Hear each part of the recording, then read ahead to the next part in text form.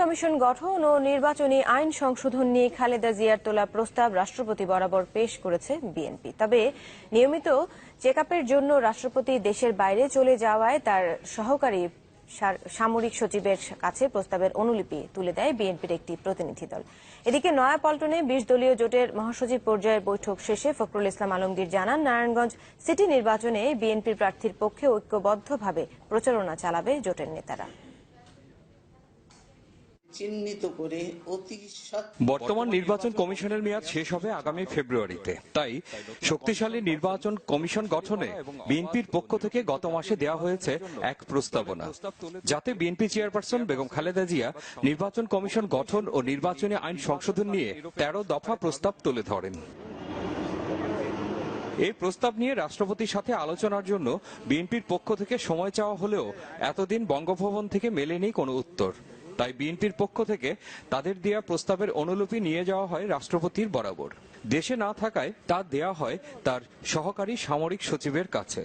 আজকে আমরা সেই কপিটি, সেটি ২টি কপি এবং দলের মহাসচিবের আবেদন, সেইটি আমরা সহকারী সামরিক সচিবের কাছে এটা পৌঁছে দিয়েছি। তিনি যেটি জানিয়েছেন যে মহামান্য রাষ্ট্রপতি তিনি শারীরিক অসুস্থতার কারণে বিদেশে গিয়েছেন চিকিৎসার জন্য, তিনি ফিরে আসবেন ১১ তারিখে।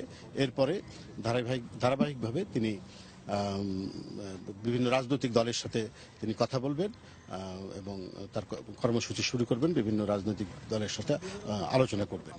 এদিকে ২০ দলীয় জোটের মহাসচিব পর্যায়ের বৈঠক শেষে সংবাদ সম্মেলনে বিএনপির মহাসচিব বলেন, স্বাভাবিক আলোচনার মাধ্যমে এ সমস্যার সমাধান চান তারা। এই মুহূর্তে আমরা মনে করি না যে এই মুহূর্তে কোনো বাড়তি কোনো চাপের প্রয়োজন রয়েছে। ওনারা যেহেতু রাষ্ট্রপতির অফিস থেকে জানানো হয়েছে যে উনি আলোচনা শুরু করবেন, তো we must hope for the best. আমরা তো সবচেয়ে ভালো জিনিসটাই আশা করব। এ সময় নাসিক নির্বাচনে ২০ দলীয় জোট ঐক্যবদ্ধভাবে নির্বাচন পরিচালনা ও প্রচারণার সিদ্ধান্তের কথা জানান মির্জা ফখরুল। তবে ৩টি কমিটিতে জোটের সব দলের নেতারা থাকলেও নেই জামাতে ইসলামীর কোনো নেতা। এবং ঐক্যবদ্ধভাবে ২০ দলীয় জোটের নেতৃবৃন্দ এই নারায়ণগঞ্জ সিটি কর্পোরেশনে কাজ করবেন, সেই সিদ্ধান্ত নেওয়া হয়েছে এবং এই উদ্দেশ্যে ৩টি কমিটি করা হয়েছে।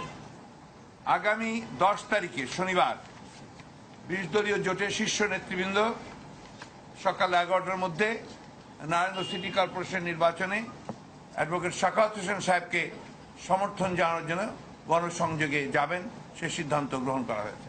এছাড়া রোহিঙ্গাদের উপর মিয়ানমার সরকারের অভিযানের তীব্র প্রতিবাদ জানানো হয় বৈঠকে। রোহিঙ্গাদের সাময়িক আশ্রয় দেওয়ার পাশাপাশি তাদের মানবিক চাহিদা পূরণে বাংলাদেশ সরকারের প্রতিও আহ্বান জানান বিএনপি মহাসচিব। মহসিনুর রহমান বাদল, চ্যানেল 24, ঢাকা।